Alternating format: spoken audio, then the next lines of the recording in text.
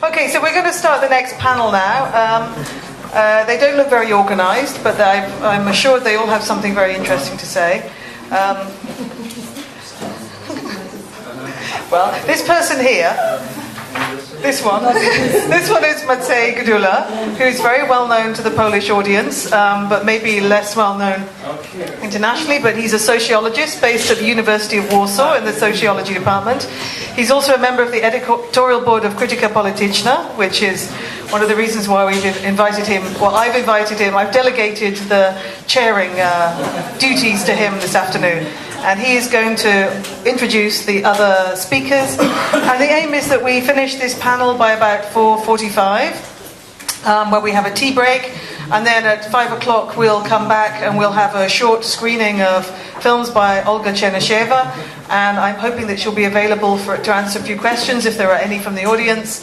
And then at 6 o'clock we will end, and then we will have a drink with the book launch of the publication from the first seminar that we did 18 months ago, called 1968-1989, and which contains essays by some of the people who are also speaking at this conference. So I hand over to you, Maciej, now. Thank you. It's good to see you after the dinner, after lunch. From my experience, it is the hardest part of every conference, seminar. But we have to be really good to attract your attention. But the topic is so exciting that I think it won't be very difficult. And our guests the selection of guests is so splendid that we will we won't have many problems. I would like to start from introducing Olga Bryukhovetska, who works at Taras Shevchenko University in Kiev. No, not anymore. Okay. All the speakers are dealing with problems of post-colonialism, post-Sovietism, or post-Fordism, and I think that we will. Sorry, I will preferably dwell on the Soviet period as well. So. Keti Chukhrov. Keti Chukhrov is a philosopher and art theorist. And she is working, I hope she's still working at School of Contemporary Art in Moscow. Yeah?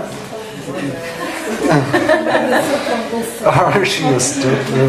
And Alexei Penzin is coming from Academy of Science in Moscow, from the Institute of Analytical Anthropology. No, it was Institute of Philosophy, just simple. We both come from Institute of Philosophy.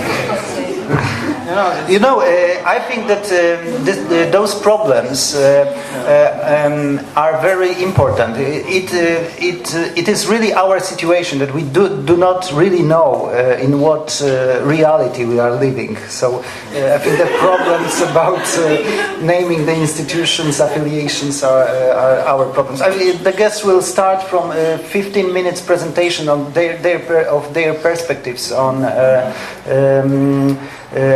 post-Soviet, post-colonial problems in our cultural context, and then we'll have discussion, of course, with you.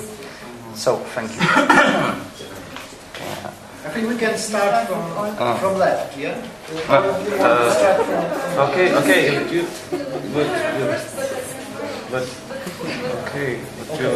What would you prefer? Okay. Yes, let's start. Sooner is better. Yes. But of course, thanks for introduction. And actually, the Institute of Philosophy is a part of Soviet Academy of Sciences, so I'm also. It's because it's very specific academic structure. Institute is only for research, not for teaching. So it's not often in Western Europe, for example. So it's also part of post-Soviet reality. I know, I guess so. But for 10 minutes, it's not, how to say, easy to point it in consistent, argumentative way. So I will just tackle several points in more narrative, maybe in more narrative way, because I had the paper. It was like 8 pages. So I think I just tried to summarize and I would start with the problem of which is mentioned in this text to this event. It's about obscurity, about not transparency of post-Soviet experience for many external observers in art, in cultural production generally, I think, and so on. So for me it was interesting to try to apply some philosophical concept here.